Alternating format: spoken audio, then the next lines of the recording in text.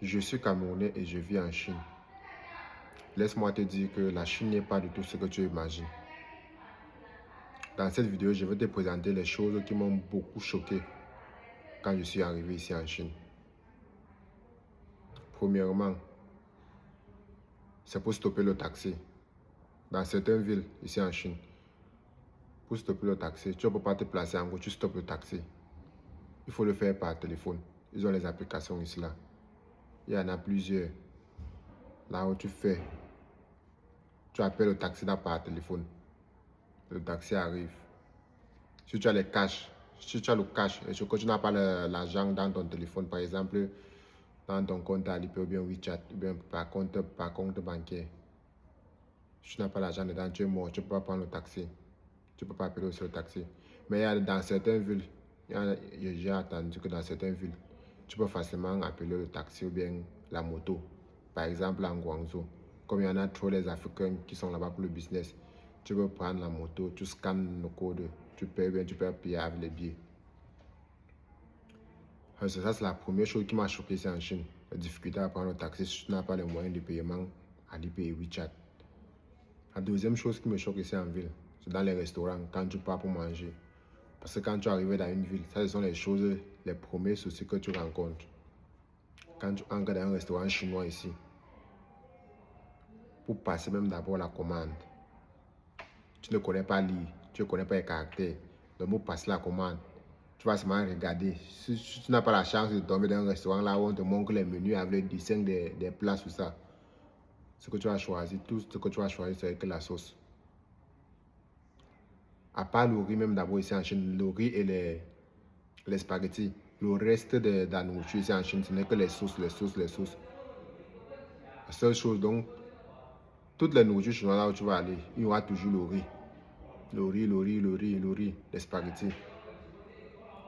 Donc les Chinois n'ont pas du tout une nourriture un peu comme nous on en a au Cameroun, bien en Afrique, comme le macabo, le plantain, tout ça. Ils n'ont pas beaucoup de compléments. La plupart, c'est la sauce. Maintenant, dans toutes les, il peut y avoir 10 sauces. Dans les 10 sauces là, ils vont manger les 10 sauces là avec le riz. Donc ils mettent le riz dans le bol, ils prennent la sauce, ils mettent sur ça, ils prennent la sauce, ils mettent sur ça, ils prennent la sauce, ils mettent sur ça. Donc quand ils prenaient ma commande, j'ai passé la commande d'abord. Ce que j'ai reconnu au premier, c'était les spaghettis. J'ai passé la commande des spaghettis. Quand tu passes la commande des spaghettis, si tu vois maintenant le riz, ou bien le riz sauté, il y a aussi le riz sauté. Quand tu vois, tu montes. Tu dis tchug veut dire que c'est cela, je veux c'est cela, tchug. Elle va comprendre que ok, j'ai compris maman. La deuxième chose, quand tu as fini de passer ta commande, on amène ta nourriture, tu vois qu'on amène la nourriture, on amène pas la queue, la fourchette, on amène avec ils appellent ça les kuaits, les bâtonnets là, ce que les Chinois mangent avec là, ils appellent ça les kuaits. On t'amène ça. Rares sont les moments là où tu vas tomber sur un restaurant là où tu vas trouver la fourchette ou la cuillère. Si tu as trop trouvé là-bas, c'est la louche. Ils ont les petites louches un peu comme les cuillères là pour boire les soupes. Qu'ils utilisent pour boire les soupes.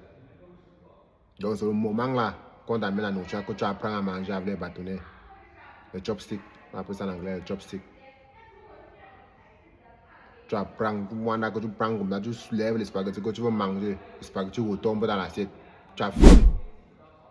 Tu as faim franchement, mais tu n'arrives pas à manger. Tu prends même comme ça que non, tu veux pousser comme ça, gars, ça ne donne pas. Tu souffres d'abord. Il n'y a pas de fourchette. Débrouille-toi avec les cultures. Tu vas voir. Tu blagues même. Et quand tu manges aussi, quand tu manges avec les quoi, ça a les conditions. Hein. Quand tu manges avec ce que tu veux te reposer, par exemple, tu veux t'asseoir un peu comme ça. Tu ne dois pas mettre les chopsticks là, tu ne dois pas piquer ça dans l'assiette. Ça veut dire une mauvaise chose. C'est un peu comme si, tu sais, les Chinois, quand ils partent enterrer quelqu'un, ou bien quand il y a eu deuil, ils ont souvent les machins qui avec les sangres là, ils partent piquer ça comme ça. Donc quand tu piques les chopsticks là dans l'assiette, ça veut signifier un peu comme la mort. Donc c'est un peu pour eux, c'est un mauvais truc. Donc c'est des choses qu'il ne faut pas faire dans un restaurant chinois. Finir de manger et piquer les chopsticks là, les quoi là dedans, dans l'assiette. Ou bien tu finis de manger, tu prends ça, tu poses comme ça pointe vers quelqu'un. C'est des choses que les Chinois n'acceptent pas. Quand tu finis de manger, tu dois déposer comme ça, verticalement. Tu ne dois pas piquer ça dans l'assiette. C'est des choses qui m'ont choqué, cela. Premier temps là. Mais aussi, ce qui m'a encore choqué ici en Chine, c'est que on s'en fout de ce que tu fais, de ton habillement. On ne gère pas l'habillement ici en Chine. Ou bien la chaussure, quand tu t'habilles même. On ne te dit donc personne ne va te regarder. Tu peux t'habiller comme tu veux, personne ne va te juger. Si tu veux même le mbaya, personne ne va te gérer ici en Chine. Donc on ne te gère même pas.